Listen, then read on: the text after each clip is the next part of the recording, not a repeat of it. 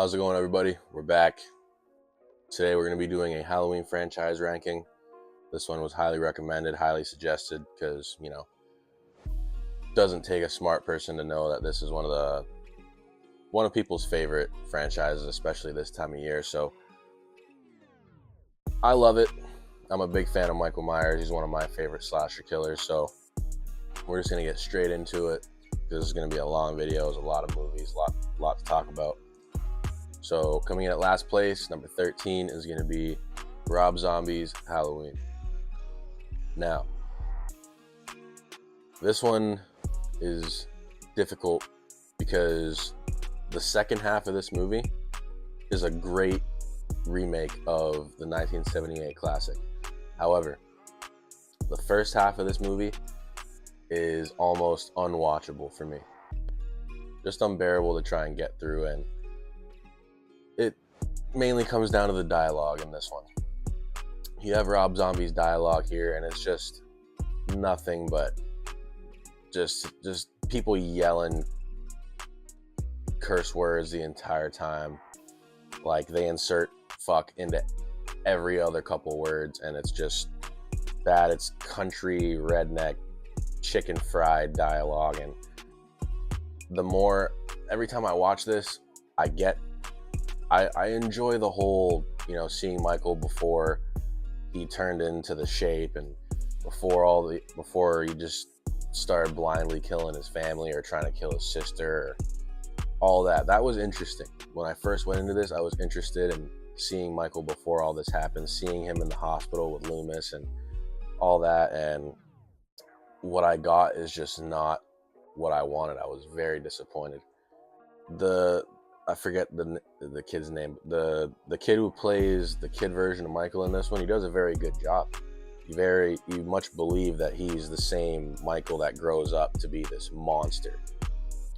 And you got the pairing of him and Loomis is very good in this one as well. There's a few Loomis performances, especially by Donald Pleasence, that I love, but there's very few in here that I love. Like, there's Halloween 1, 2, 4, and that's really it. Besides this one is really good. Everything else in this movie, in the first half, like the asylum bit where he's growing up and you got the guards yelling at him, and the pumpkin mask is pretty cool, but nothing really stands out in this movie. The good things are very overshadowed by the dialogue and just the redneck-like characters, and all that is just, it bothers me because Rob Zombie could make a very good horror movie. He's a great director when it comes to horror, but he needs a writer, like, very bad. He needs someone else to write his movies. It's not gonna happen, especially at this point, seeing where his movies have gone. It's not gonna happen at this point. So just that alone just brings this one down very low for me. Probably should have said it before, but every movie that I review or rank from here on, I'm going to give a number out of 10. That's my rating system. So that being said, this one, Rob Zombie's Halloween, gets a very low 2.2 out of 10. Coming in at number 12, we got Halloween 5, The Revenge of Michael Myers. Now, there's a good bit in this movie that I like, but again, very big issue with this franchise is, in this one, the bad overshadows the good by a lot. So you start off this movie and you got Michael being, nurtured and kind of helped get back on his feet by this random dude in a cave with a parrot. That should immediately already question everything that's about to happen in this movie. And then you have the returning characters of, Rachel and Jamie. Rachel, of which they kill off almost immediately, considering she was one of the better characters in the franchise. And you have Jamie, who again is a great character, who they just made her mute for the entire movie, which made no sense to me anyways. I can understand the trauma and needing to be in the hospital place that she's in, but her being mute doesn't really make sense to me. So those two things alone brought the movie down a significant bit. But the other thing that brings it down a lot is Tina. Everyone knows Tina. She has to be the most annoying character in any slasher movie or any slasher franchise that there is. To me, nothing annoys me more than just her being all hyper and trying to sing and, you know, trying to cheer up Jamie, which is nice. It's, you know, the character means well. It's just what they gave this actress to do was not very good. So to me, every time I watch this one, I try, because when I grew up, I liked this one a lot, because just from Halloween 1 to 5, I thought were classics. But as I got older, 5 just itches at my brain so much, and then I couldn't really figure out what was wrong with it. And now that I'm older and I can actually watch a movie and try to critique it in my own way, I realize that Tina is one of the biggest problems for me. Putting all that aside, Don Shanks as Michael in this movie, he doesn't do a bad job. I just think it's very generic. It's very, I wouldn't say boring, but I wouldn't say he brings anything big to the character that makes him stand out. Not really any memorable kills or characters in this one. Loomis is a little creepy in this one, I think. He's very close. Like, whenever he's talking to someone, he's like right up in their face. Even with the kids, he's trying to, without trying to make sense of what's going on, he's just telling them he's coming, this is what we need to do. And he gets up close, and he's, you know, very whispery, and just this performance of his is just very weird. And again, when I was a kid, it didn't really stand out much, but now that I'm older and I can critique more, it's very noticeable, especially when you've watched the movie more than like 7-8 times. However, this is still a Halloween movie that I can watch around Halloween time and see all the flaws, but still sort of enjoy it, just because the Halloween franchise, every single movie does very, very well at giving you that classic Halloween setting and feeling to it. That's one thing I can say about every movie in this franchise. Every movie does very well at making you feel like it's Halloween day. Like the kids trick-or-treating, you know, the decorations on houses and stores and all that kind of stuff. Just the setting and the environment is very Halloween themed, and I love that. But that's the only really reason that I rewatch this one. And even then, I try to rewatch this one as less as I possibly can. But that's another thing I forgot to bring up, was when I was a kid, the bounty hunter bit in this, he's kind of lurking in the shadows. I thought that was awesome. I thought it was very cool. But then once I grew up and I watched, 6 and on, the rest of the Cult of Thorns storyline, it just, I don't enjoy it anymore. So this movie being as low as it is on the list, I'm still going to say I can watch this one and enjoy it to a point, but I can only rewatch this one so many times. That being said, this one gets a 3 out of 10. Coming in at number 11, we got Rob Zombie's Halloween 2. This one's very controversial, I think, because this movie does a lot really well. The flaws in Rob Zombie's first Halloween are still kind of present in here, but they're not as in the, they're not as in your face as they are in the first one. You still got the bad dialogue. It's still in this movie, but it's not as ramped up as it is in the first one. So I can tolerate this movie more. But the few flaws that I do have with this one is Laurie isn't really a likable character in this one, which is, from what I've heard from other people that watch this movie and review it or even enjoy it, they will still say Laurie's not very much of a likable character. she does do very well in what she's given to do in this movie. Like, she has a good performance. It's just I don't find the character like you don't really want to root for her in this one, if that makes any sense. And other than that, all the other characters in this one are kind of forgettable. Like, you have Laurie's friends who are kind of just there, I feel like, just to get killed off, help her out through her story and then just get butchered halfway through the movie. Danielle Harris, I enjoy her in almost anything. Ever since Halloween 4, I think she's a very good actress. I like her performance better in this movie than in the first one. Character-wise, Brad Dourif gives a brilliant performance in this one. He's just a gut-wrenching, you feel for him, and as soon as he gives you that performance, it locks you right into the movie, and the emotion hits you very quick. But other than that, that's character-wise, that's all I can really say about this one. That's, all the characters in this one, there are very few that actually make you want to root for them and, watch them and learn more about them.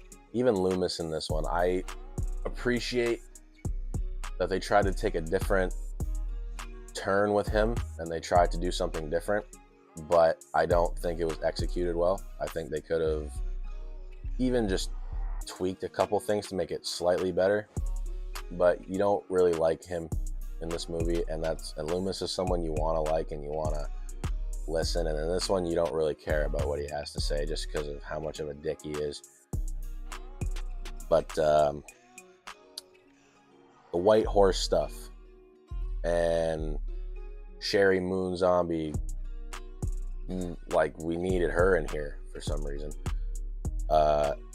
Any of that, the White Horse stuff and Michael's mom just appearing randomly, I don't really like any of that. That pulls me right out of the movie. The parts of the movie that I do enjoy, I'm watching it, I'm enjoying it, I'm having a good time, and then all of a sudden it cuts right to that stuff and it just pulls me right out, and it leaves a sour taste in my mouth whenever I get to that part. Michael, I like that he's like kind of like a wanderer in this one. He's trying to get from point A to point B, obviously, but him being a wanderer, and I like the way he puts he only wears his mask when he goes into kill mode. Basically, as soon as people come across him and get in his way, then he puts the mask on and he just unleashes himself, just full on. And Tyler Mane, I will say, is probably the most intimidating Michael that there is.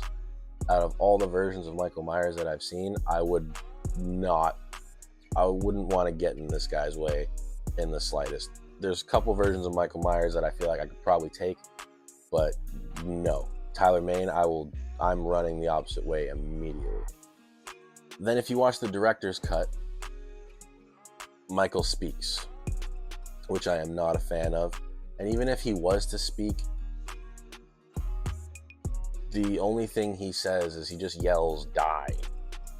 Out of everything Rob Zombie could have made him say, I don't understand why he went with that. So that's another thing that just leaves a sour taste in my mouth every time I watch this movie. So if you are going to watch this movie, just watch the theatrical cut. It's way better, way more tolerable. And final thing about this movie is the opening sequence. I know it's a dream sequence, so a lot of people don't like that very much, but that opening sequence for me is probably the best 15 to 25 minutes in any slasher movie ever. It's paced very well. It has a very dark tone to it. You have an Oscar-winning actress just getting like absolutely devastated. Michael just tears her to shreds.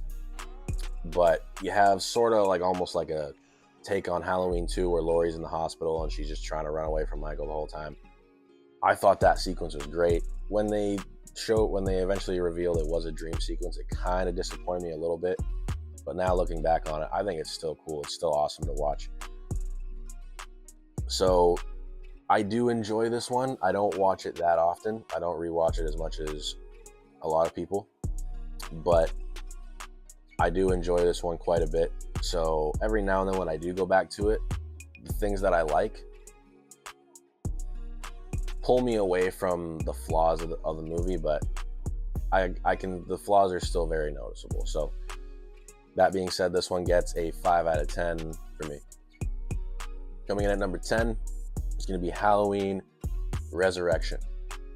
Now, for this one, this is a lot of people's least favorite Halloween movie, and they say it's not even close. Like, they hate this one so much. And I can understand why. However, when I grew up, I was shown all the Halloween movies like kind of like within a week, and I just kind of enjoyed all of them, to be honest. But obviously now that I'm older, I can see the flaws. I like the concept of this movie. The concept is very different and it's unique in the franchise, and again, it's a very good concept, but it was executed very poorly. It brings the movie down quite a bit. Growing up, this cast entertained me a lot. Obviously, you know, Busta Rhymes being Busta Rhymes, that's whatever.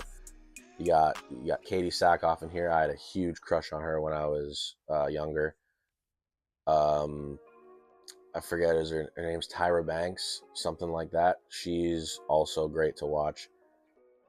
The version of Michael in here isn't great, but he's far from the worst version of Michael. The mask looks very nice.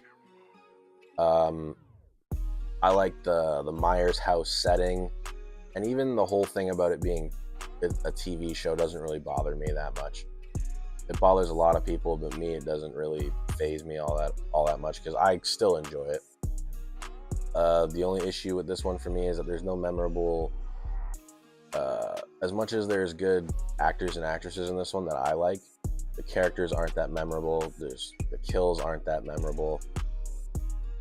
Busta Rhymes just throwing karate kicks at Michael. That's one of the only really memorable things that anyone knows about it. However, I still find that entertaining. The final fight is terrible. I will give that. I will give everyone that. Michael's defeated by guy Busta Rhymes throwing jumper cables on him and electrocuting his balls, and then he just goes flying, and then that's it. The house burns down on top of him.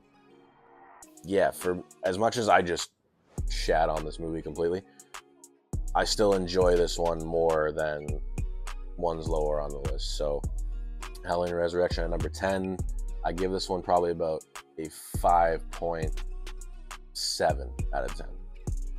Coming in at number 9, we got Halloween 6, Curse of Michael Myers. I don't like the Cult of Thorns angle at all. I've already made that clear. This version of Michael is very good, I think. He's very imposing. He's very physically threatening. You can tell he's not to be trifled with. The mask is done very well. That's really all that I like about this one. The Strode family is very odd. The main character, the woman who's trying to save her kid, and Paul Rudd's trying to save her, and you don't really root for her. Like, she's not really, you don't really like, you feel bad for her because of what her family puts her through, but other than that, you don't really care for the family that much. You got the dad who's an asshole, and Telly abuses the family, and you have the mother who's just kind of awkward. Like, you can tell she wants to be heard, but she knows that it's just going to go in one ear and out the other, so she doesn't say much. She doesn't, even when she's being chased by Michael, she doesn't seem like she's scared. She seems like she's just confused, running around, knocking stuff over. Paul Rudd is awkward in here. I will give everyone that. However, I prefer his performance of Tommy Doyle way better than the performance of Tommy Doyle we get in Halloween Kills. I think this was a nice send-off for Loomis. As much as he doesn't do much in here, you can tell he's at the end. He's at the end of his road, and he's just wants to be a part of the franchise, which I liked. He doesn't do anything stand out to annoy you or, say, I don't think he should have been in this one.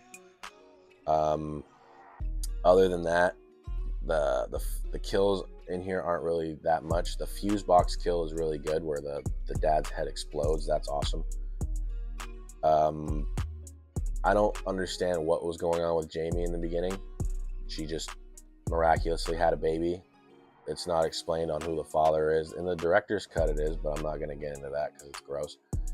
But the whole intro for me was just confusing. I get it, she's running away from Michael, but that's all you really get from the beginning of the movie.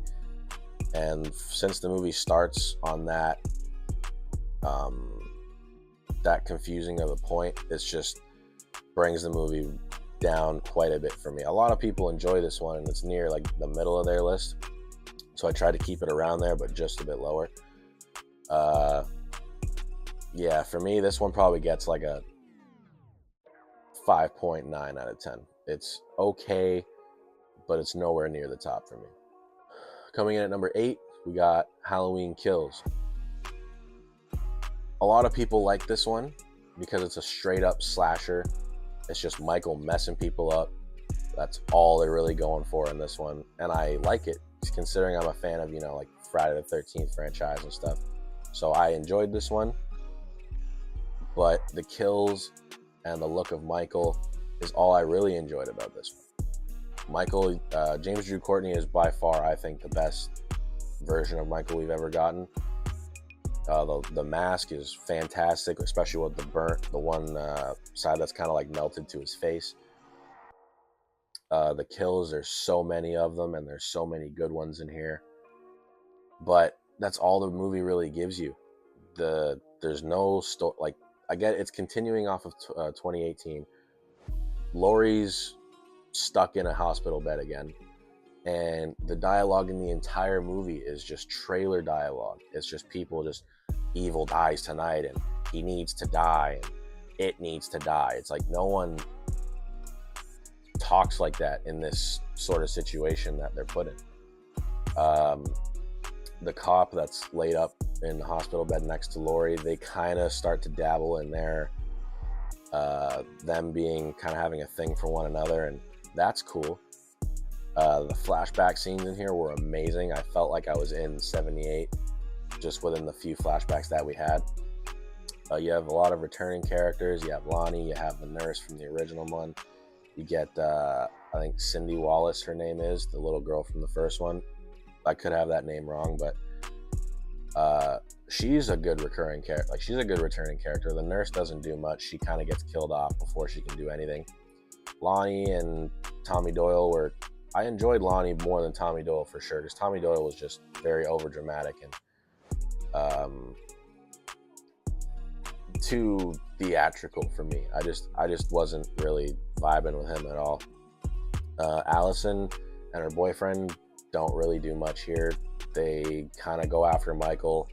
They almost lose, and they're kind of done at that point. I like the whole Haddonfield versus Michael thing, but I think they just did a worse version of it than like Halloween 4. What they did, Haddonfield versus Michael in Halloween 4 was it was pretty good. Here, I don't think they did very well. You got the whole Umbrella Man death scene, which I think was touching, but I think was stupid. I don't see how they could have thought that was Michael. It made no sense. And the whole final act was just a mess, I think. You have Michael and the town finally going head to head, and the town just obliterates him just for him to get back up and destroy them completely. And then Karen, I think her name is, dies at the end of the movie, and you don't really care. Like he's just butchering her, and you're kind of like, all right, about time. You don't hate her, but you don't like her either. The whole Umbrella Man thing, I think, was to make you like her a little bit, so when they did kill her off, you kind of felt bad. It didn't work. But because this one's a straight up slasher, it comes up very much higher on the list. even though you got stupid characters shooting themselves in the face because they run away from Michael when they're the only one with a weapon, and then they come back after everyone's been killed and then shoots themselves in the face accidentally.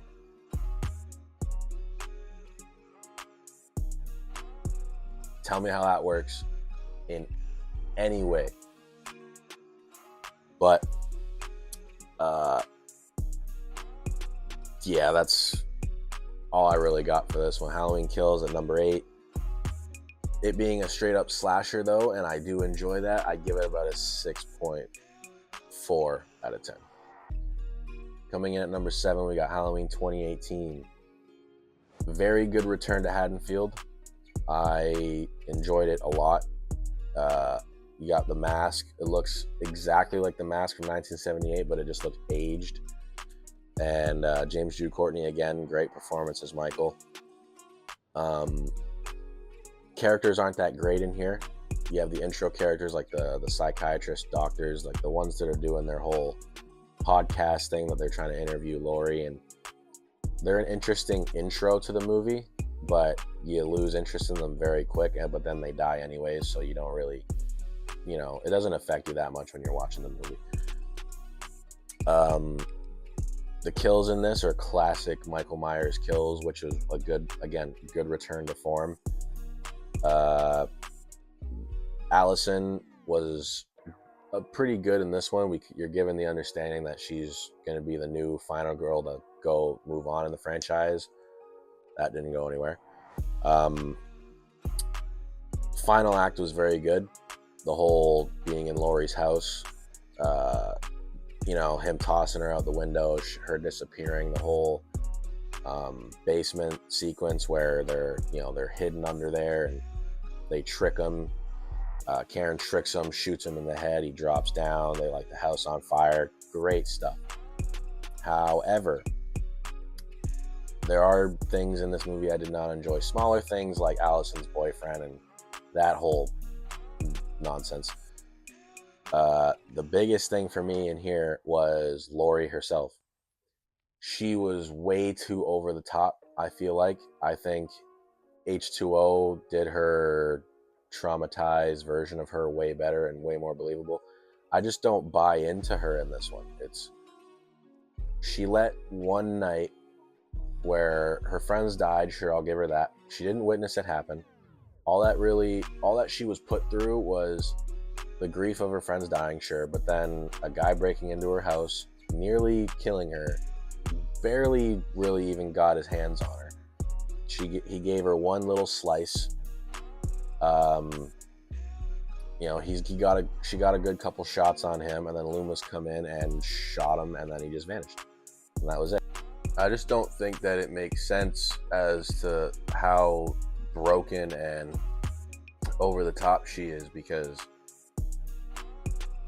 if like in H2O, it's very much more understandable and realistic. She's moved away to get away from everything, and she tries to live her life. She has a son who she loves, and she's trying to protect him, sure.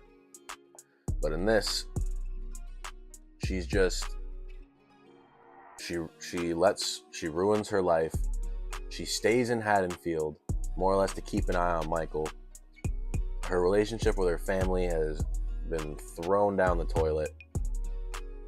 It's just I just don't buy into it. I just don't think it makes sense, and for me it brings the movie down quite a bit, because otherwise, like, tone wise, this movie is great. Setting and environment, it's great. It's got a tone wise, it's great. Pacing is great. Even the Sartain angle there, where he's trying to understand Michael, and he stabs the cop in the throat just to make it so he's not going to kill Michael, because he wants to see Michael in his natural habitat and what he does and what drives him. I don't mind that stuff, but it's just Laurie being so over the top takes me right out of the movie. She's not Sarah Connor. She doesn't have she hasn't gone through enough to be as over the top as she is. I could say it over and over again, and I still would feel like I still need to continue to say it just because it doesn't make sense. That being said, I'd probably give this movie like a 7.2 out of 10 as far as horror movies go. Coming in at number 6, it's going to be Halloween 3 Season of the Witch. Now, I had a much different experience watching this movie than most people who don't like the movie, is because they went into this movie hoping to see Michael doing his thing. I went into this movie knowing that Michael wasn't in it. I went into this movie knowing we were getting something different. We were getting more of an anthology type movie, and I had a great time with it, to be completely honest with you. The score is great. The masks, the pumpkin and the witch and the skull, there's nothing special about them. It just gives you more of a Halloween feeling, But Michael not being in the movie didn't bother me at all, because you got Colonel Cochran, who's a diabolical villain, because he wants to end all kids' lives. Like, he hates kids. He just wants them all gone. And what better night to do it on Halloween, where they're all having a good time, just trying to get candy, and he just wants to kill them all at once. There's no bigger villain story than that right there. Tom Atkins is an absolute legend, because in every movie he's in, he's always he's always the man. He's always trying to be the hero. He's always clapping cheeks. That's just his thing to do in a movie. I like the story of him and this girl. Sure, they're classic Tom Atkins. He just picks up girls and just smashing the whole time. But I like how he's noticing something is off, and rather than just be like, it's whatever, he actually decides to go and look into it a little more until he actually realizes what's happening, what's going on. And because of that, a very simple idea is much more fleshed out, because it's such a simple concept, but the fact that you really want to see Tom Atkins investigate it fleshes it out a lot more. You learn a lot more. You're a lot more interested than you would normally be. What's it called? I liked that this was an anthology movie, and part of me wishes that they stuck with an anthology series, in the franchise, going from there on, because you could have easily very well had an anthology series and still kept Michael thrown it, a hint of him in there. He could have been the source of whatever all this evil is. The whole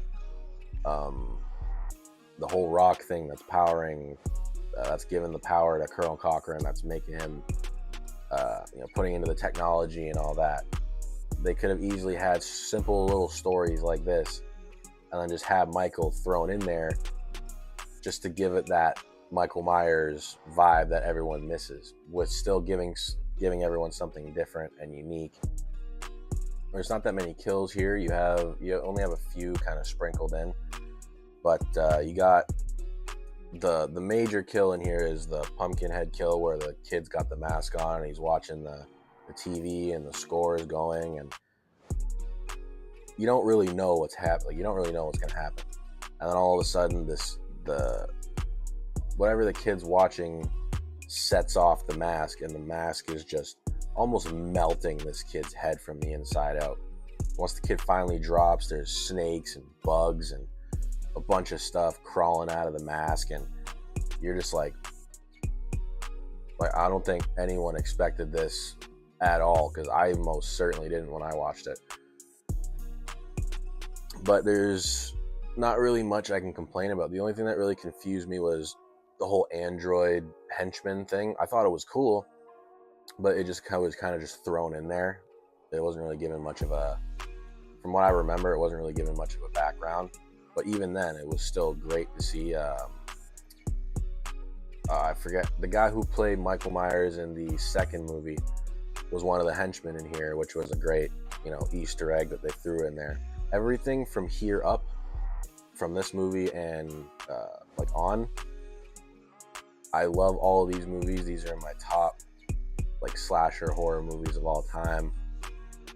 I don't really have much for this one. I don't really have much negative to say about it. But as far as rating goes, I'd probably give this one like a 7.5 out of 10.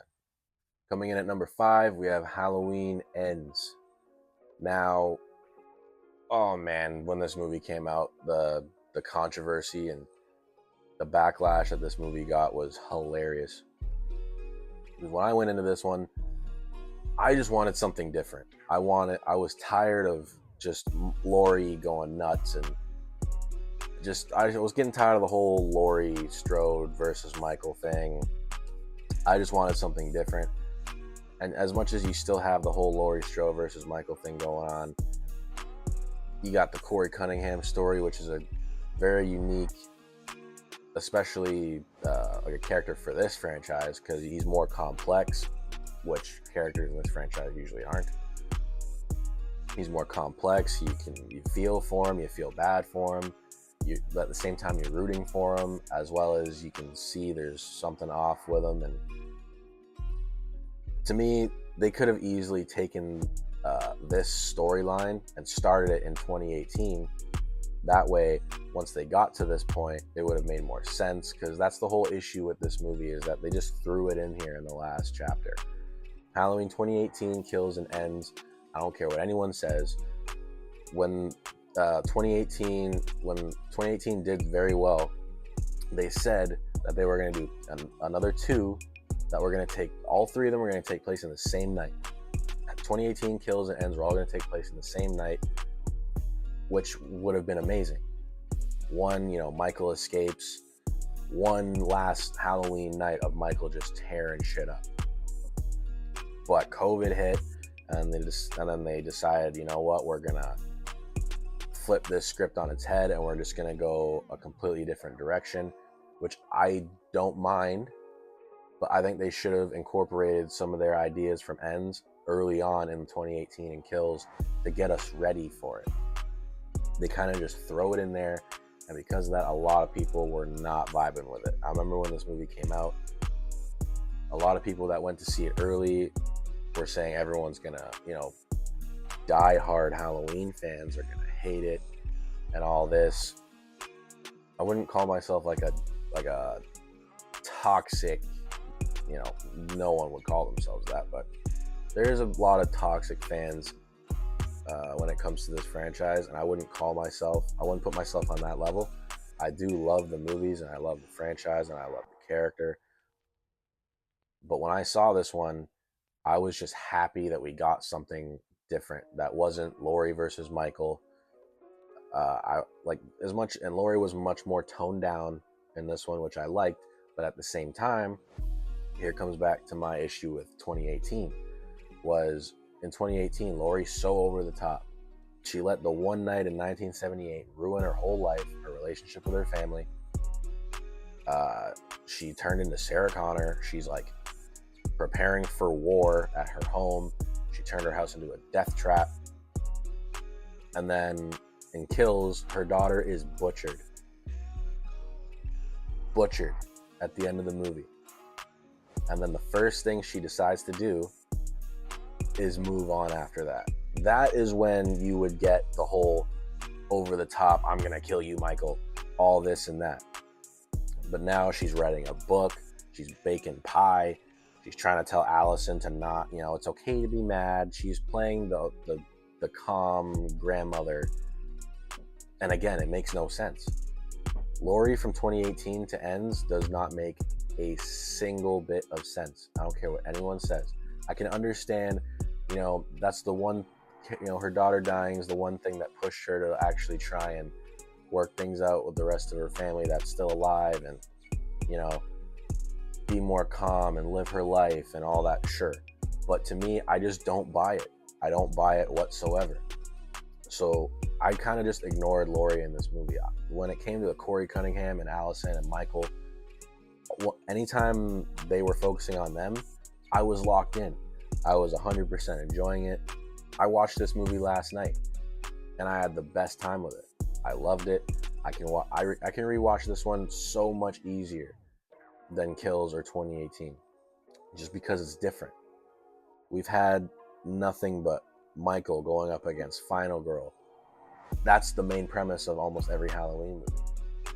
But this one, so many different aspects to it. The actor who plays Corey Cunningham, I can't remember his name at the moment, but he does so well when he's, because he's got that lighthearted touch to him to where he's smiling and he's kind of enjoying his time with Allison, but then he's got that dark edge where he wants to know what, when him and Michael locked eyes, there was no evil transference there. The way I look at it is when him and Michael locked eyes, there's this whole flash of almost like his life's flashing before his eyes. The way I look at it is him and Michael locked eyes. He knows who Michael is. He grabbed him. They're staring at each other, and his life flashed before his eyes, and he didn't really like what he saw. He didn't like what he saw. He saw his life, his mom's not very nice to him. After he accidentally killed the kid he was babysitting at the very beginning of the movie, everyone in the town hates him. No one treats him well. He gets bullied on the regular. Just his life isn't going too well, and it hasn't gone very well. So when his life flashes before his eyes and he doesn't like what he sees, he then is, he gets more curious about Michael. And then as soon as he, this whole thing happens, he exits the little sewer area where Michael is, and then he's attacked by the homeless guy who he had to defend himself and kill. So not only did that whole situation, that scenario happen, he killed someone immediately after. So he immediately has the taste for it now. And then from there on, he now has Allison. So his whole life isn't going very well. He's got the taste for killing now. And he finally has something that he wants to hold on to, and he's going to kill to make sure that he keeps it. To me, that's what happened. There was no evil transference. There was no, Michael's inside of him. Nothing like that. As much as it's simple, to me, that's enough. That's so much better than most of the Halloween movies we've got. Oh, I could keep going. But aside from all that, a lot of characters in here, they don't do much with the recurring characters, like the Will Patton. I forget what his character's name is, but they don't do much with him. They kind of dabble again with the whole him and Laurie having a thing for each other, and they don't really, move forward with that, which I wish they would have. Secondary characters in here aren't that much. Like, you got the Allison's boss, the doctor, and then the other girl who gets the promotion that she doesn't. You got the radio guy who's just annoying. You get what's his name? I can't remember. The cop that's, I guess, Allison and him had a thing, and then he's keeps bothering her and making her uncomfortable, and follows Corey and to where Michael is. That whole scenario, I enjoyed much more of that than I did with a lot of the other Halloween movies, because as much as the characters weren't that stand out, they were different. They had different motivations. They had different things going on. It wasn't just them wandering into an area where Michael is and just getting their head chopped off or something. It was, everything about this movie had a different tone, a different pace than any other Halloween movie, and I loved it for that. Kills, there's not very many kills to talk about in this one. There is the odd, couple that just felt like they kind of redid the kill from Halloween 78 where he sticks the knife through the girl and they're just kind of hanging there. That was cool because you're seeing Corey watching him, and it's almost like Michael's teaching him, and it was just really cool to watch. That being said, I can rewatch this way more than most of the Halloween movies. I think this one's the best out of the new trilogy that we've gotten. That's good. To me, I think that's what they should do from now on. If they were gonna continue with the Halloween movies, just do something different. It's not that difficult. But I'm gonna move on to the next one because I can go on all day about this one. But rating wise, I'd probably give this one a 7.6, 7.7 out of 10. Coming in at number 4, we have Halloween 4, The Return of Michael Myers. Now, there's a lot good about this movie, and there's a few flaws, but the flaws aren't really that. They're very noticeable, but they're not that. They don't bother you that much once you get towards the end of the movie. For example, the portrayal of Michael isn't the best, but it's definitely not the worst. The mask is horrendous. I will say that the multiple masks we get in this one, you get the one mask, it just looks terrible. The one we see throughout most of the movie. And then there's one scene in the movie where it's almost like it's like a pinkish flesh colored mask and it's got blonde hair, and it's only in one scene, which I don't did they lose the other mask that they were using? I don't know. I'm not going to get too into that because that's just straight stupidity in my opinion. You have Rachel as the final girl in this one, and I think she is miles better of a final girl than Laurie is. I've always thought that. You have Rachel and Jamie, they're a great pair. Like you really buy into that they care about each other, and they're trying their best to help each other survive and make it through the whole thing. The secondary characters in here aren't that memorable, but they're entertaining, so you can remember them. Like you remember the Brady and the girl that he cheats on Rachel with, and the Sheriff Bleecker, I think his name is. He's one of the better sheriffs that I've seen in like slasher movies. I think he's really good. He's a lot more laid back and, you know, sitting on his porch with a shotgun, drinking some whiskey kind of guy. You know, I enjoyed him. This is one of Loomis's best performances in this movie. Just the dialogue Loomis has in this one and in the first 2 films are just by far some of the best dialogue you're going to get in any sort of slasher horror franchise, and anyone can agree with that. The kills in this one, there's not many great ones, but there is my favorite kill in the franchise in this movie, and it's where he impales the girl with the shotgun, because he picks the shotgun, just the way he's holding it, you're giving they're making you think he's gonna shoot her with it, but instead he just drives it through her and then lifts her off the ground, drives the shotgun through her into the wall. And just the way that it just happens so suddenly and instantly that you're like, I thought he was gonna shoot her, but he didn't. Like, to me, it was just, I remember seeing that when I was a kid and I was amazed. And I still have that same reaction now when I watch it, which is great. And there's a bunch of kills in this franchise that are like very stand out, but this is the one that gave me the most shock. Like, oh my God, like, I can't believe that actually happened. The ending to this movie was perfect, I think. Because here you have the best version of the Haddonfield versus Michael scenario, where you have town trying to just look for him, and the town's like now like ready to fight him. Like they're like, this guy tore up our town years ago, we're not having it again, we're gonna make sure we take care of the problem.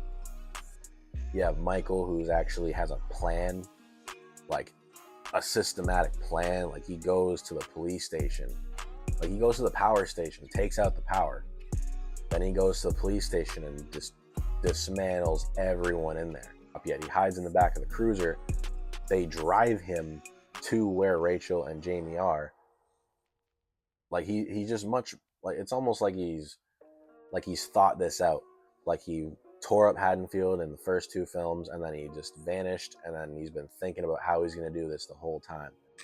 I will say, though, in the beginning of this movie, you have the bandaged up Michael, which is very cool. I wish they kind of kept that, to be honest.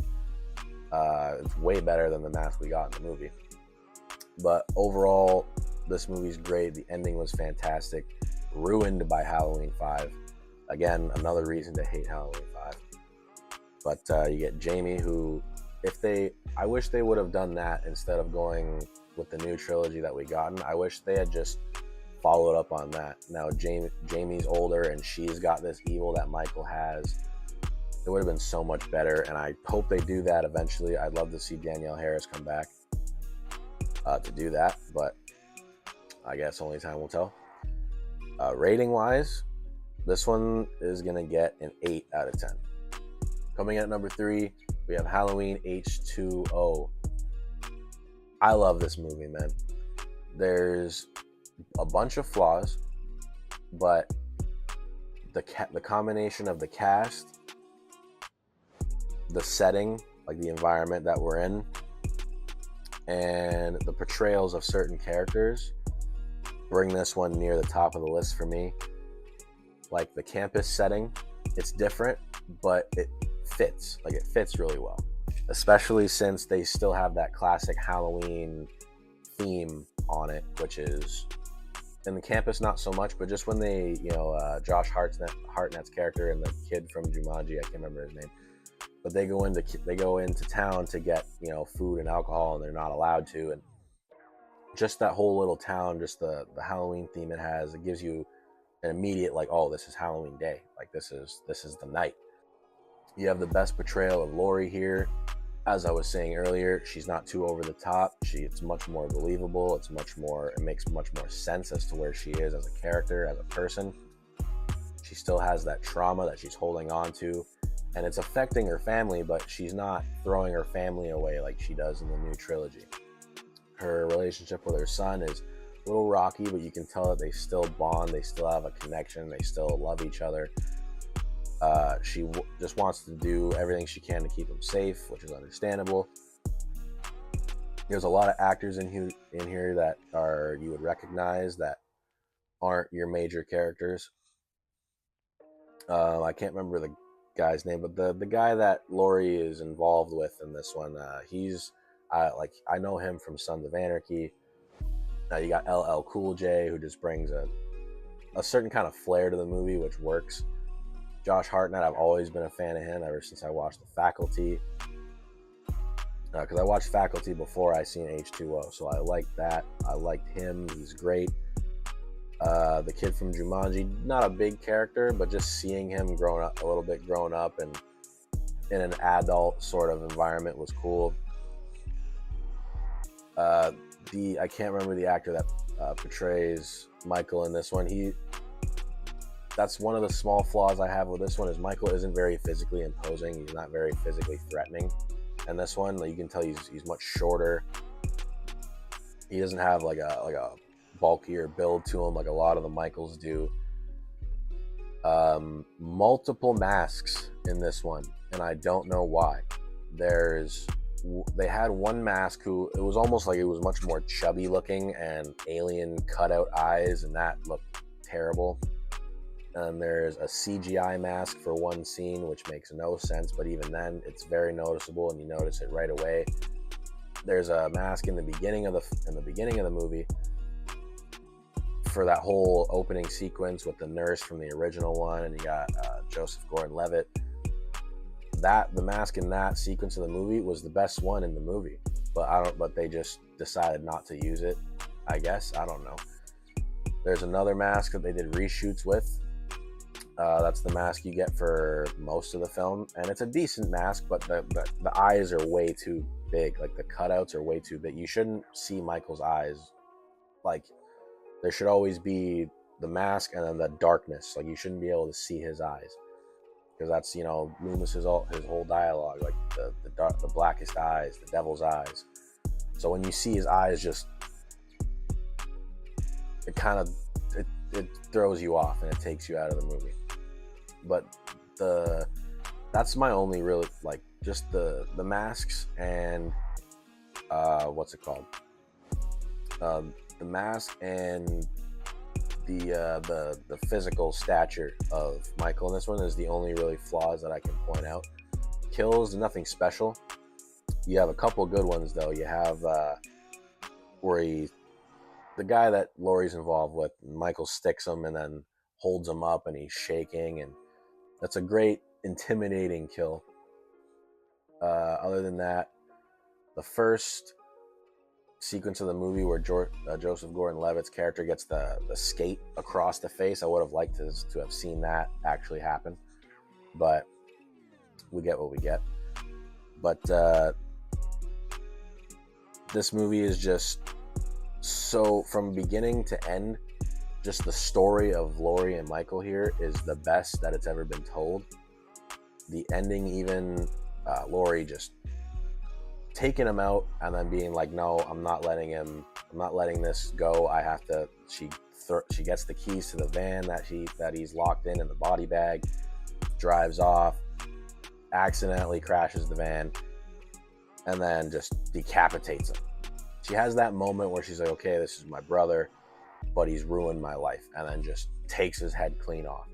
The best ending to a Halloween movie that we've gotten. Ruined by Resurrection because there's whole behind the scenes drama, and with the Akkads, the one who kind of have the agreement that you can't kill Michael, and I'm not going to get into all that because it'll make me mad. But this movie is great. This is, like, storyline wise, Halloween 1, 2, and H2O are my favorite. That's my favorite storyline with this. I can watch those three movies back to back and it feels like a perfect slasher story to me. That being said, I give this one again an 8 out of 10. Halloween 4 I also gave an 8 out of 10, but this one just comes just a bit higher for me. Coming in at number 2, we have Halloween 1978. There's nothing really bad I can say about this movie. The only flaw I'd say this movie has, and I wouldn't even consider it a flaw, I'd only say it's a flaw because of where the franchise has gone. The only flaw you really have with this movie is just there's no really gore to it. But that's the thing. There's no gore, but it's still effective. Like, it's very effective. You're still intimidated by Michael. The fact that you don't know why he's doing what he's doing is part of the magic of this movie. And I wish they kind of kept it that way.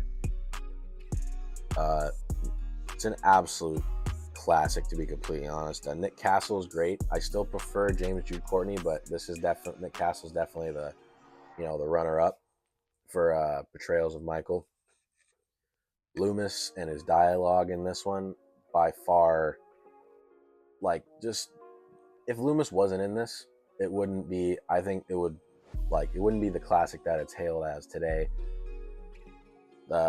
This movie goes to show that you don't need a high budget to make a good movie, to make an effective movie. Laurie's performance in this one is good. There's nothing wrong with it, but I think it's very overrated. Because she plays the classic babysitter who you love, and you want them to make it out of this, and you want them, and you love that she's protecting the kids at all costs. But other than that, she doesn't really do much. She doesn't do much to stand out as one of the biggest badass final girls of all time. The look of Michael, the mask, I prefer the 2018 mask, but this mask is still great. I guess that this movie, they do that very well. They tell you very little, and it leaves you wondering, which is part of the magic of the movie. There's not that many kills in this one. There is very few. Again, they are effective, especially I think it's Annie, where he strangles her in the car and then he, stabs her. That, when I was a kid, that kill gave me nightmares when I was a kid.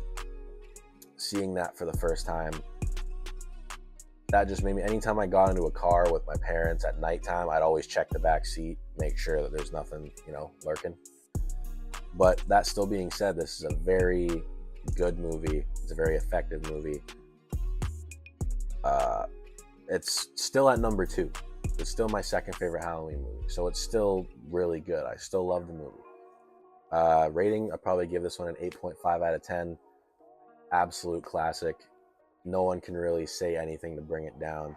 May not be your cup of tea, may not be your favorite, But there's nothing you can really say to bring it down. So Halloween 1978 at number 2. By process of elimination, I'm guessing you guys can guess which one's left. So coming at number 1 is Halloween 2 from 1981.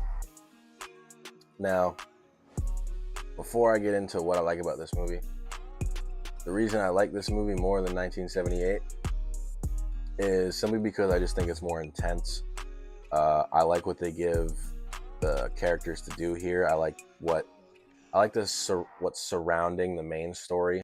So as much as you got Michael going after Laurie, you get Loomis and the nurse kind of,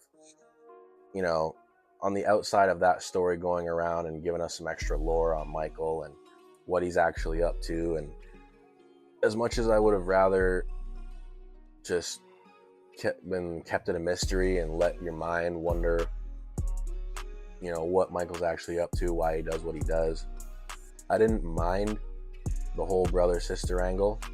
I was never one that hated it or that thinks, that thought, they like it's the worst idea in the world. It's a much more intense setting than just the streets of Haddonfield or the house that Laurie's in where she's babysitting. I like this portrayal of Michael. I don't think it's as good as Nick Castle did, but I think it's Dick Warlock. The whole stiff, posture and everything of Michael, especially when he walks, like he almost looks like an animatronic. I think it fits Michael really well. I think it fits the character. You have much better kills here. You actually got some gore thrown in, like the hot tub scene where he's just dipping the girl's head in boiling hot water and her face is just melting to pieces. Then you got Michael sticks a needle in the doctor's eye, and he sticks a needle into the side of the girl's, into the girl's temple. And just those kills, to me, when you're watching them, just the thought of that happening to you that's what makes you like, damn, that's crazy.